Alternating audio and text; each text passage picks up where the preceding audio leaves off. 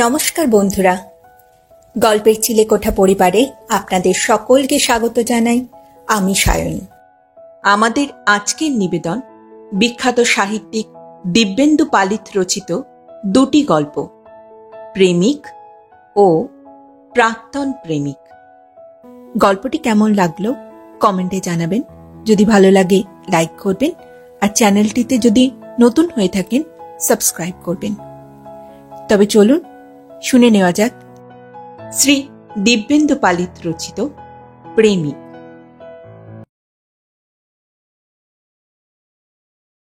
বিনয়বাবু ঘরে ঢুকে বললেন, কি ভেবেছ তোমরা? তোমাদের জ্বালায় কি আমার মান সম্মানও থাকবে না?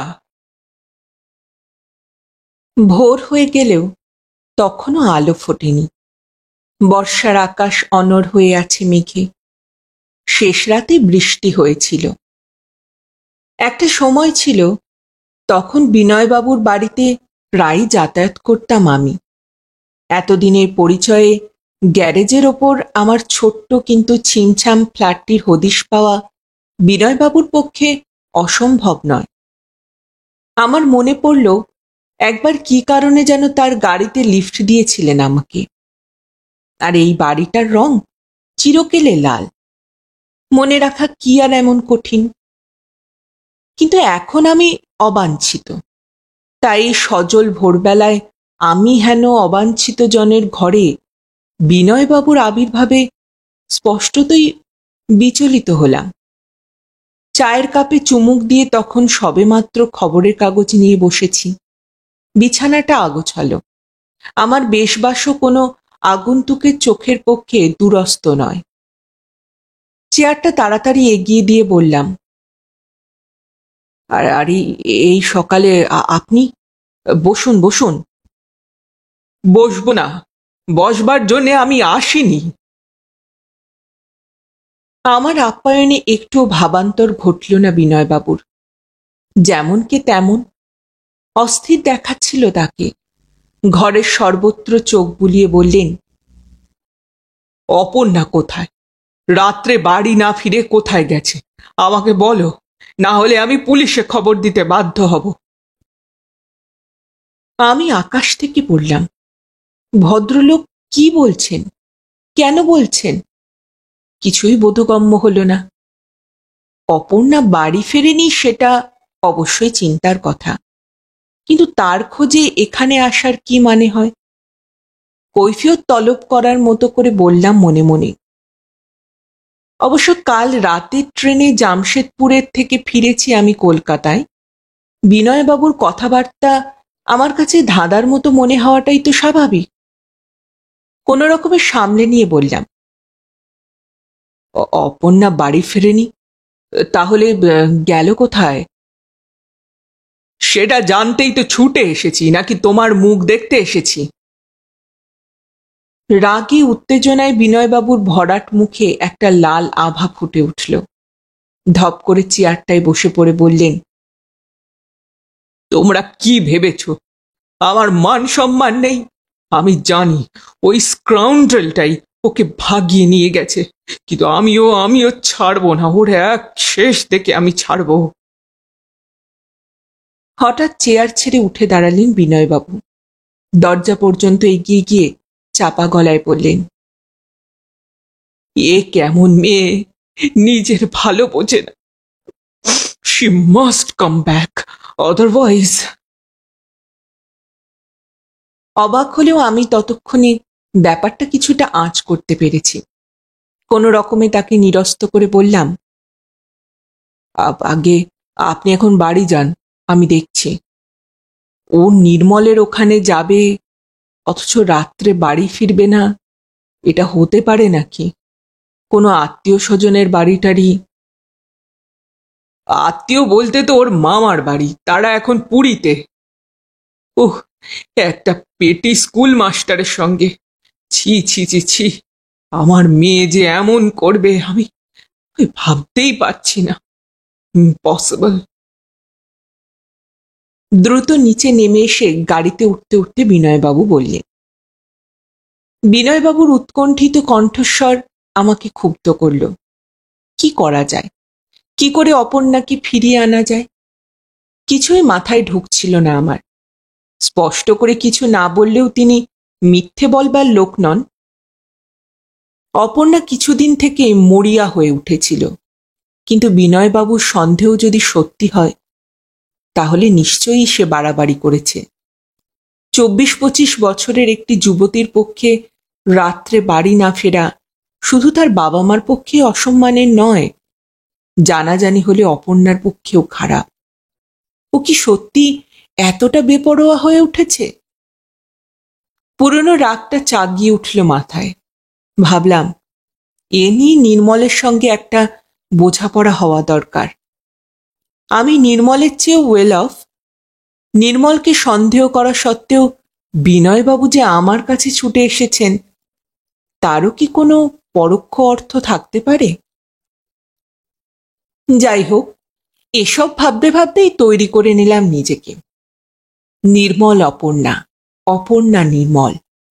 নির্মলের ঠিকানার দিকে যেতে যেতে অন্য মনস্কতার ভিতর আমি ওদের কথাই ভাবতে লাগলাম। আজ অনেক দিন পরে আমার বুকের ভেতরে সেই থেবড়ে থাকা ক্ষতটা চিনচিন করছে। কলেজ এবং ইউনিভার্সিটিতে আমরা একসঙ্গে পড়েছি। আমি, নির্মল, অপর্ণা। অপর্ণার মতো সুন্দরী চট করে দেখা যায় না।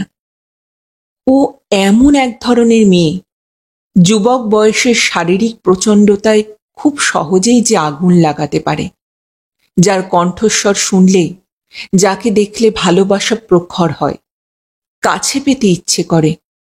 কখনো মনে হয় দুই প্রবল বাহুর নিষ্পেষণে পিষে ফেলি, আবার কখনো খুব মন খারাপের মুহূর্তে যাকে একান্তভাবে পেতে ইচ্ছে করে, নৈশব্দের মধ্যে।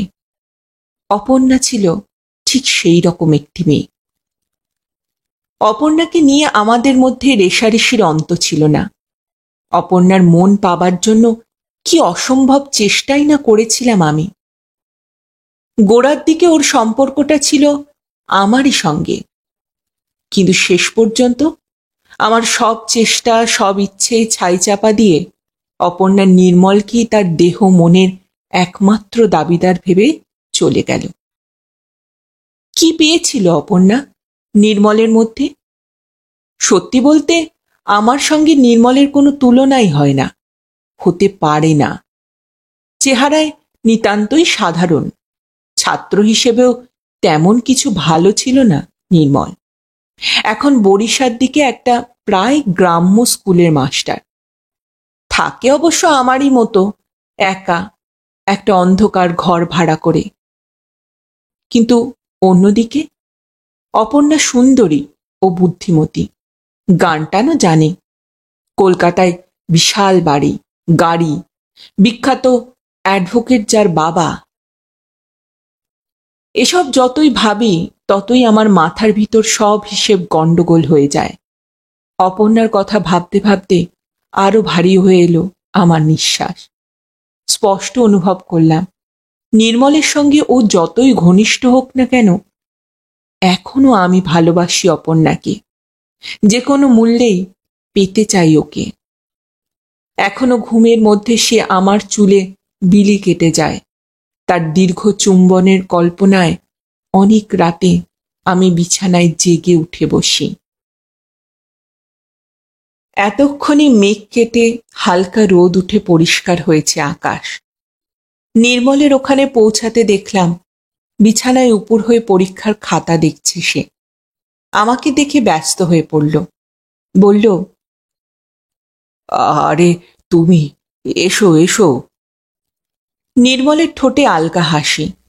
ওর মুখের দিকে তাকিয়ে আমি কোনো নৈশ বিনোদনের চিহ্ন খুঁজে পেলাম না। আড়ষ্ট গলায় জিজ্ঞাসা করলাম, নির্মল, অপর্ণা কোথায়? ও অপর্ণা? তুমি অপর্ণাকে খুঁজতে এখানে এসেছো? মানে? হ্যাঁ। কোনো দ্বিধা না করে ক্ষুব্ধ গলায় বললাম, তোমরা কি একটু বাড়াবাড়ি করছো না নির্মল? বিনয়বাবু আজ সকালে এসেছিলেন আমার কাছে। অপর্ণা রাত্রে বাড়ি ফেরেনি।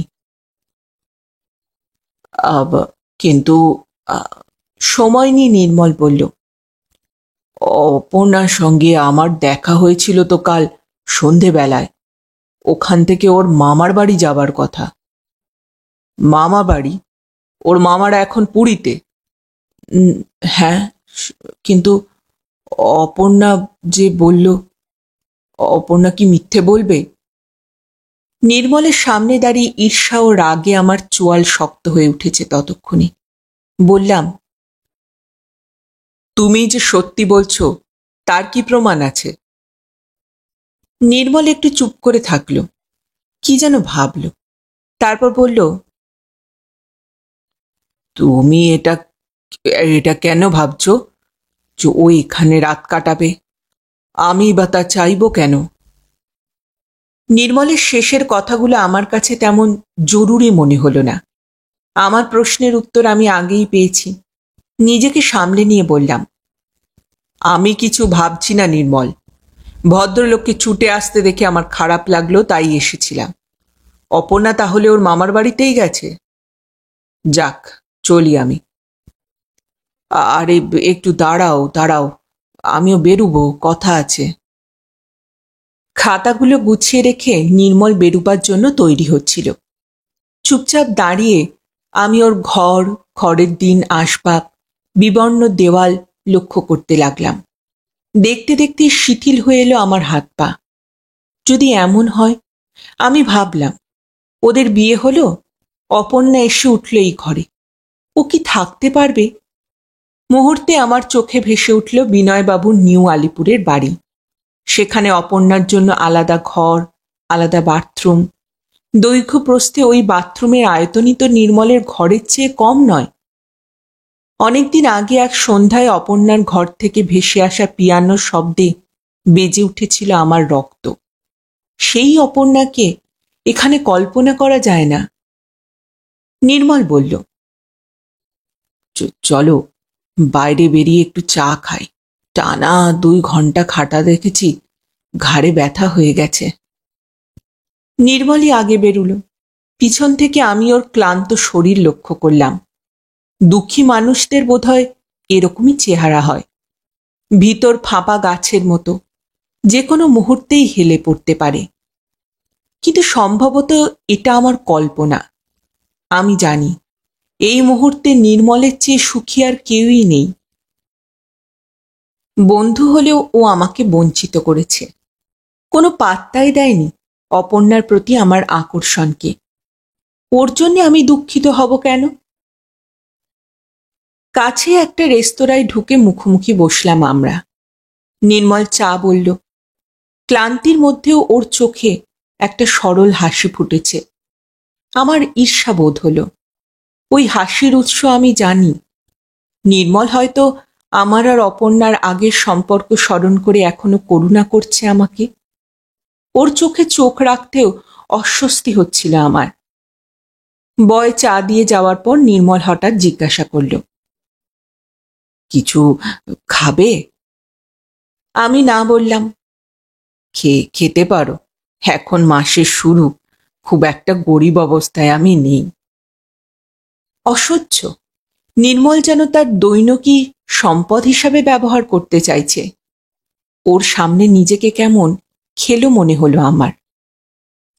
আমি বললাম, থাক, আমার ফেরার তাড়া আছে। কথা এগোচ্ছিল না।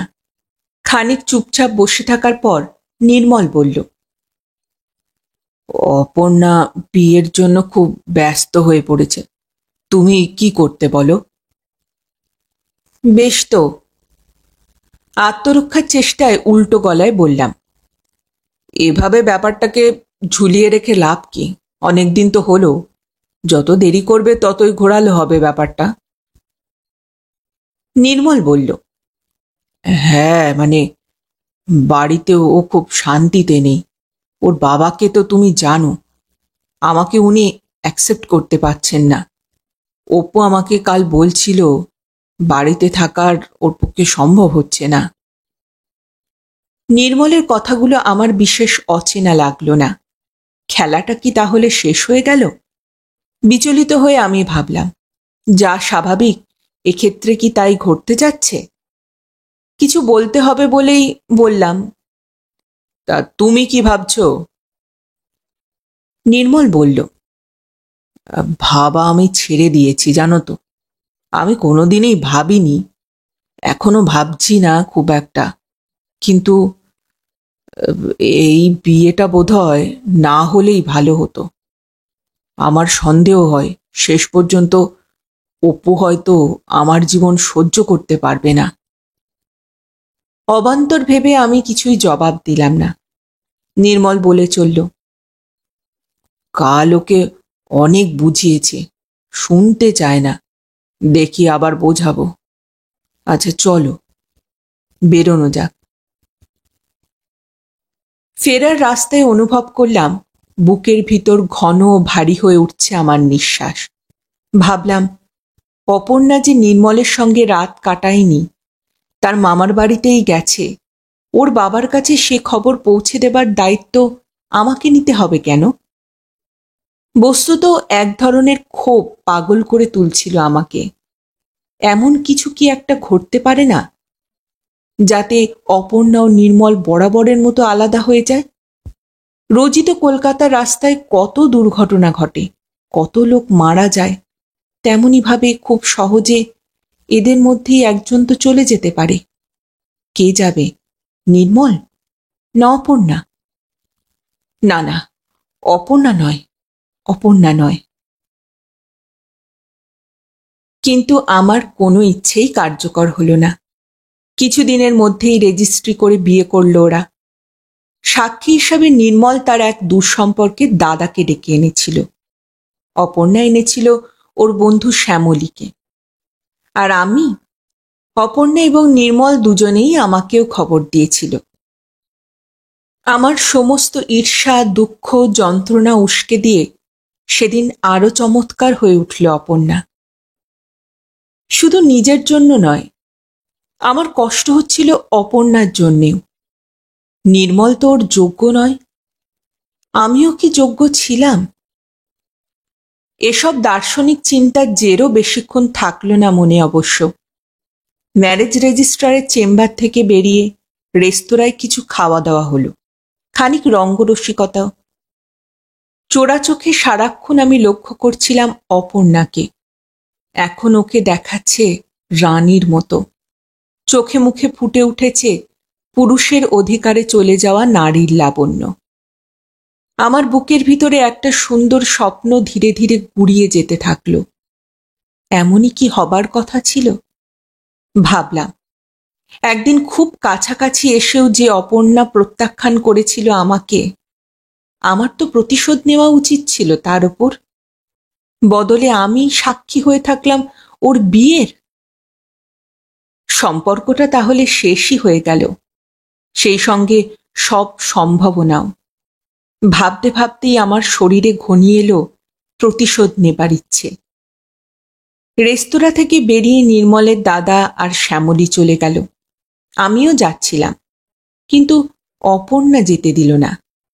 এরই মধ্যে গড়িয়ার দিকে একটা ছোট্ট ফ্ল্যাট ভাড়া করেছিল ওরা, এখন সেখানেই যাবে। নির্মল আমাকে ট্যাক্সিতে উঠতে বাধ্য করল।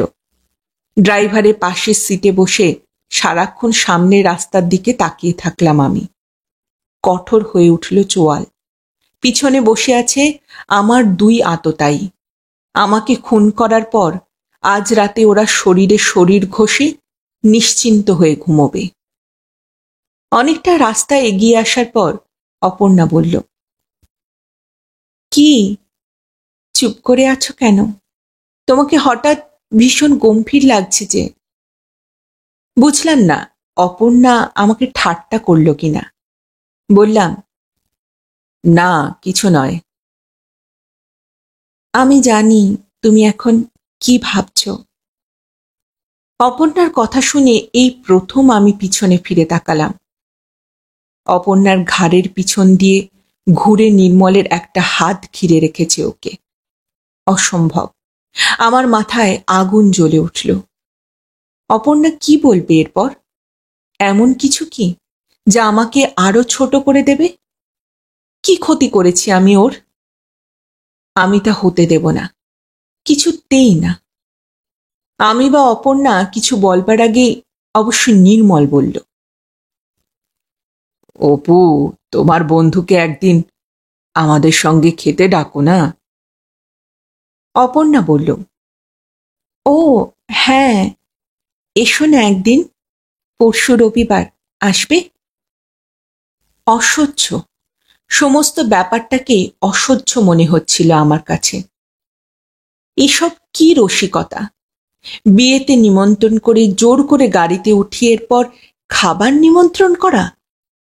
কি পেয়েছে এরা? অনুভূতি বলে দিল আর এক মুহূর্তও এদের সঙ্গে থাকা উচিত নয়।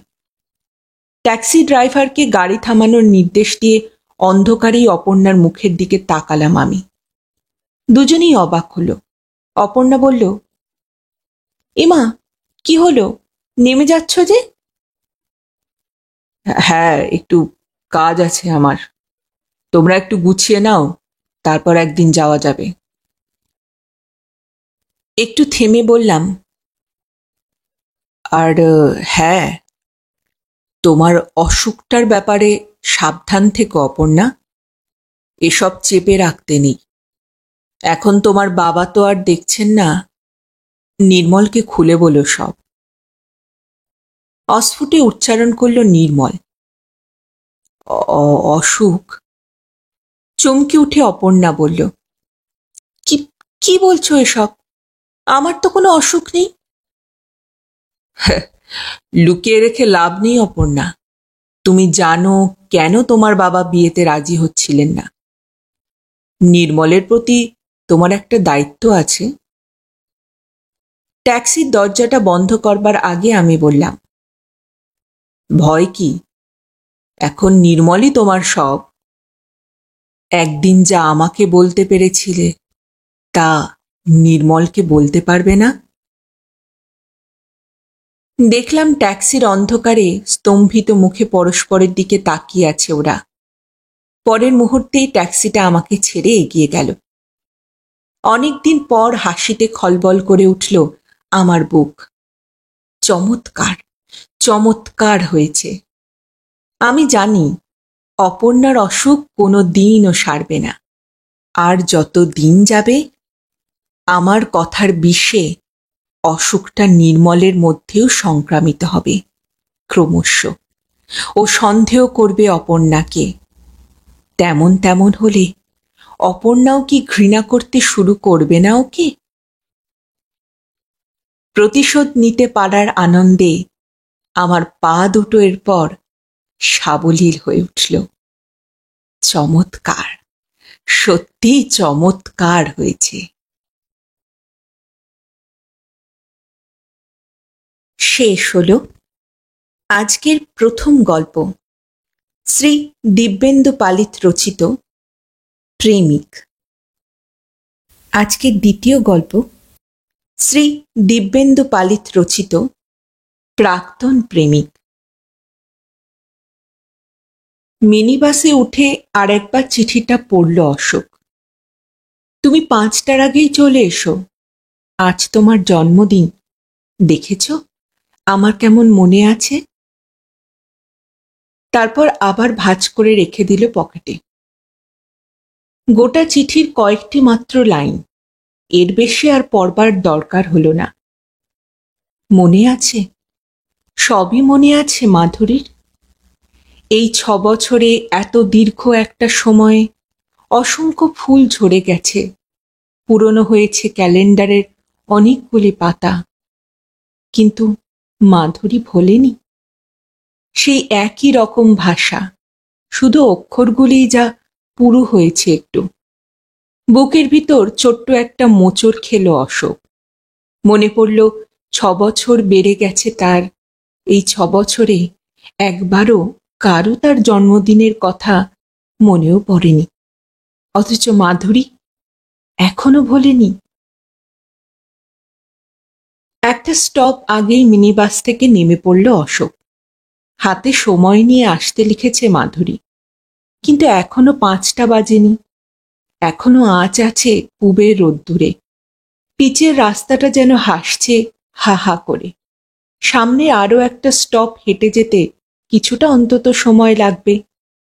এতক্ষণে হয়তো সুগন্ধি মেখে স্নান শেষ করছে মাধুরী, হয়তো তাকিয়ে আছে রাস্তার দিকে, অশোক আসবে। ইচ্ছে হচ্ছিল মোড়ের ফুলওয়ালার কাছ থেকে একগুচ্ছ ফুল কিনে নিয়ে যায়, কিন্তু কিছু ভেবে আর কিনল না।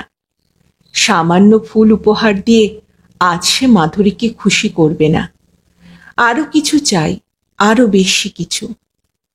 সেটা যে কি তা ভেবে পেল না অবশ্য, তাই দ্রুত হাঁটতে লাগলো অশোক। মনে মনে শব্দময় হয়ে উঠছিল চিঠির কথাগুলো। এই কয় বছর আমরা কলকাতায় ছিলাম না, কিন্তু সব মনে আছে আমার। মাধুরী লিখেছে, আমি আমার স্বামীকে তোমার কথা বলেছি। ভাবতে গিয়ে অহংকারে নিঃশ্বাস ভারী হয়ে এলো অশোকের। মাধুরী ভোলেনি? সে ভাবল, আমিও কি ভুলতে পেরেছি নাকি? মনে আছে, সব মনে আছে। এখনো কতদিন অন্ধকার বিছানায় শুয়ে বৃষ্টির শব্দ শুনতে শুনতে অন্যমনস্ক হয়ে পড়ে অশোক। এখনো কতদিন মাঝরাতে হঠাৎ ঘুম ভেঙে গেলে। অশোক থেমে দাঁড়ালো। এই তো এসে পড়েছে। নম্বর খুঁজতে খুঁজতে এগোতে লাগলো সতর্কভাবে। 27 বি, মেটে লাল রঙের ফ্ল্যাট বাড়ি, সামনে লোহার গেট, বারান্দায় পাতাবাহারের গাছ, সব মিলে যাচ্ছে। সর্বাঙ্গে একটা শিহরণ অনুভব করল অশোক। একবার ভাবল, ফিরে যায়। 6 বছর দীর্ঘ সময়। হয়তো এতদিনে অনেক বদলে গেছে মাধুরী। হয়তো আগের মতো কথায় কথায় উচ্ছল ভঙ্গিতে হেসে ওঠে না। হয়তো ওর স্বামী, যাকে অশোক কোনোদিনও দেখেইনি, সে তাকে পছন্দ করবে না। কিন্তু এত কিছু ভাবার পরেও এক পা নড়তে পারল না অশোক। দাঁড়িয়ে থাকতে থাকতেই একসময় অনুভব করল ক্রমশ সহজ হয়ে আসছে নিঃশ্বাস। সে হাঁটছে। তারপর মাত্র কিছুক্ষণ ফ্ল্যাটের সামনে দাঁড়িয়ে কলিং বেলে চাপ দিল অশোক। তখনই ভাবল, কি প্রয়োজন ছিল 6 বছর পরের এই স্মৃতি জাগিয়ে? মাধুরী তো আর তোমার নয়, সে এখন পরস্ত্রী। শুধুমাত্র একটি চিঠি, পরিচিত হাতের কয়েকটি অক্ষর। ইতিমধ্যে তার ঠিকানা বদল হলে চিঠিটা তো পৌঁছতই না। তাতে কি খুব ক্ষতি হতো মাধুরীর? কিন্তু আর সময় ছিল না, না চিন্তার, না ফিরে যাওয়ার। ততক্ষণে দরজা খুলেছে। তীব্র একটা সুগন্ধি অশোকের নাকে লাগলো। মনে হলো একটি স্বপ্নের মধ্যে ক্রমশ হারিয়ে যাচ্ছে সে। চোখের সামনে দাঁড়িয়ে আছে মাধুরী, সম্ভবত চুল আঁচড়াচ্ছিল। সেইভাবেই চলে এসেছে। এসে বললে, তুমি এসেছ? এলে শেষ পর্যন্ত? অশোক ঘরে ঢুকল। নিজেকে ধাতস্থ করার সময় নিয়ে বলল, চিনতে পেরেছ? উমা, চিনব না কেন? আমিও তো সহজে ভুলি না। ভুললে কি চলে? নাকি সকলকে ভোলা যায়? না, যায় না, মনে মনে ভাবল অশোক। তারপর বলল, হঠাৎ তোমার চিঠি পেয়ে খুব অবাক হয়েছিলাম। আরে হবেই তো, আমি জানি তো। ঘাড় পর্যন্ত নামা চুলে ব্রাশ চালিয়ে মাধুরী বলল, 6 বছর হয়ে গেল। আচ্ছা, বিয়ের দিন তুমি আসোনি কেন? সোফায় বসে অশোক বলল, না মানে হঠাৎ একটা কাজে। বলতে পারল না যে সে গিয়েছিল, কিন্তু বিয়ে বাড়ির গেট পর্যন্ত গিয়েও ইচ্ছের অভাবে ফিরে এসেছিল। ফিরে আসার পথে সানাইয়ের ধ্বনিটা অনেকক্ষণ অনুসরণ করেছিল তাকে। বিকেল হয়ে গেছে। পাতাবাহারের আড়ালে উড়ো উড়ো করছিল কয়েকটা চড়ুই। মাথার ওপর পাখাটা ঘুরছে মিহি শব্দে। ঘরের চারিদিকে দেওয়ালের ছবিগুলির ওপর দৃষ্টি বুলিয়ে নিল অশোক। তখনও বিয়ে হয়নি মাধুরীর। একদিন বলেছিল, বিয়ের পর কিন্তু টাকা দিতে হবে আমাকে, ঘর সাজাবো আমি। হঠাৎ মনে পড়ে গেল অশোকের। সেদিনের কথাটা সহজভাবেই নিয়েছিল অশোক। সিগারেটে টান দিয়ে বলেছিল, আগে বিয়ে তো হোক। বিয়ে হয়নি, কিন্তু ঘর সাজিয়েছে মাধুরী। এ ঘরের সর্বত্রই মাধুরী স্নিগ্ধ হাতের স্পর্শ। হালকা সবুজ রং পছন্দ করত। জানলার পর্দাগুলো টাঙিয়েছে মনের রং মিলিয়ে। মনে পড়ল, একবার নিউ মার্কেট থেকে তাকে একটা সবুজ বেড কভার কিনে দিয়েছিল। মেঝের কার্পেটের দিকে তাকিয়ে স্মৃতিতে ফিরল অশোক। অন্যমনস্ক দেখে অশোককে জিজ্ঞেস করল মাধুরী, কি ভাবছ? দেখছি কি সুন্দর ঘর সাজিয়েছ তুমি। সবুজ তোমার বরাবরের প্রিয় রং। তবু তো ভাড়া করা ফ্ল্যাট, ইচ্ছে মতো করতে পারি না সবকিছু। নিউ আলিপুরের দিকে একটা ফ্ল্যাট বুক করা হয়েছে, মাস তিনেকের মধ্যে রেডি হয়ে যাবে। একটু থেমে বলল মাধুরী, তুমি তো সেই মেসেই থেকে গেলে, সেই ৭৮-এর এক।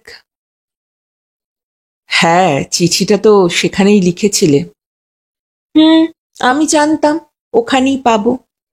যা ঘরকুনো ছিলে, ওই মেসেই বোধহয় তোমার সারা জীবন কেটে যাবে।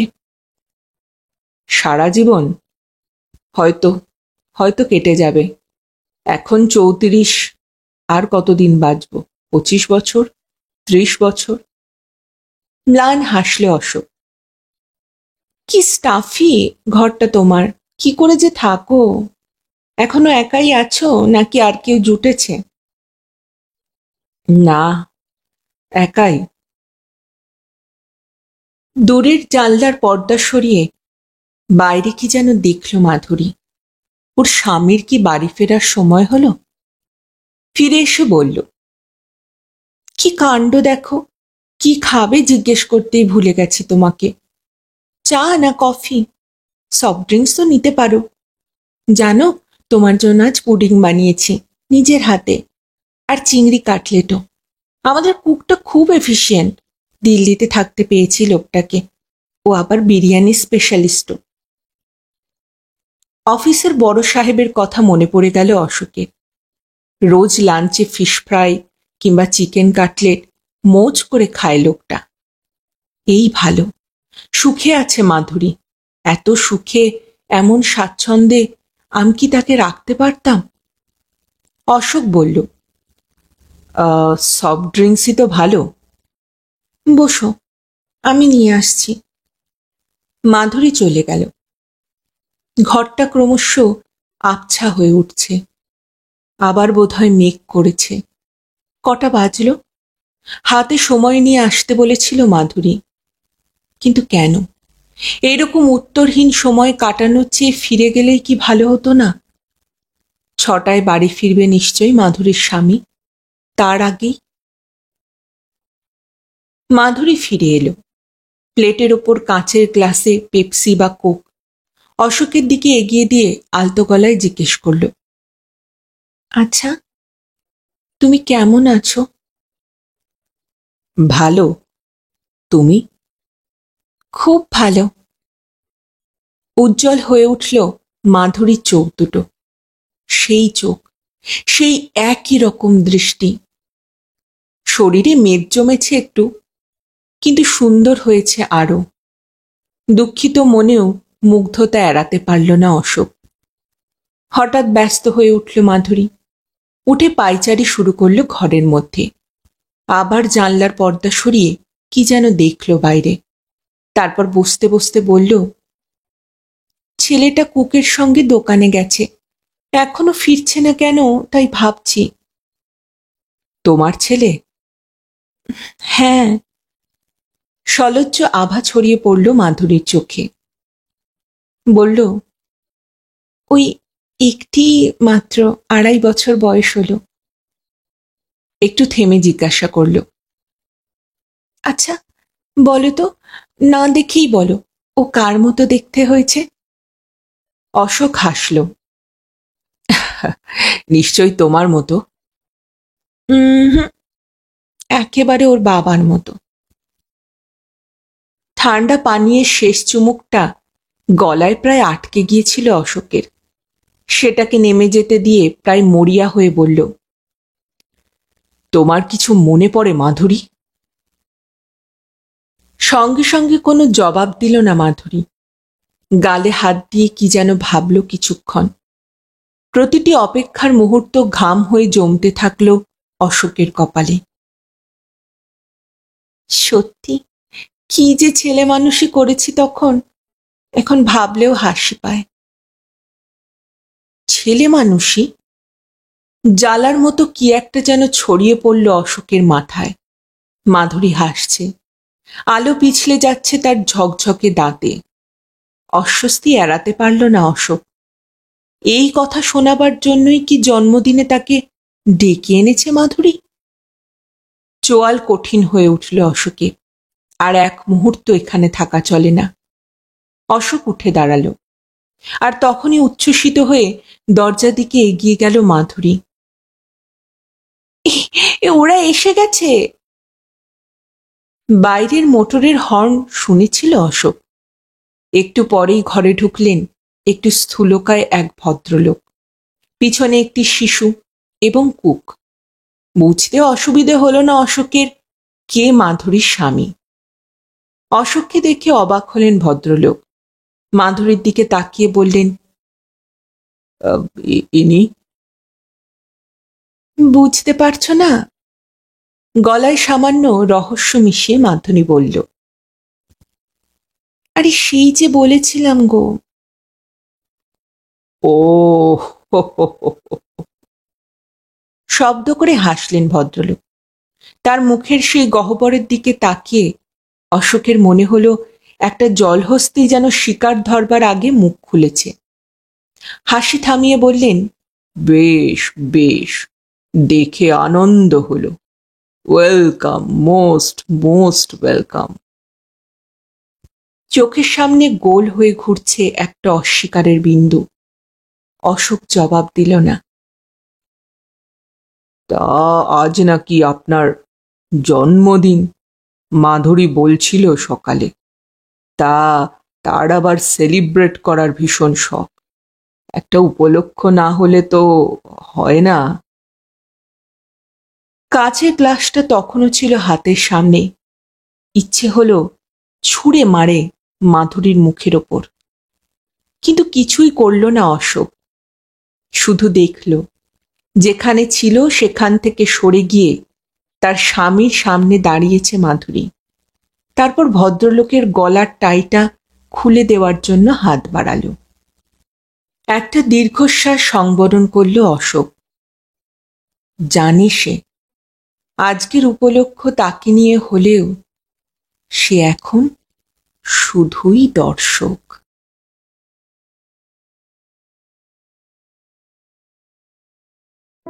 শেষ হলো আজকের দ্বিতীয় গল্প, বিখ্যাত সাহিত্যিক দিব্যেন্দু পালিত রচিত প্রাক্তন প্রেমিক। ফিরে আসছি আরেকটি নতুন গল্পের সাথে কিছুদিনের মধ্যেই। ততদিন ভালো থাকবেন, সুস্থ থাকবেন এবং গল্পে থাকবেন।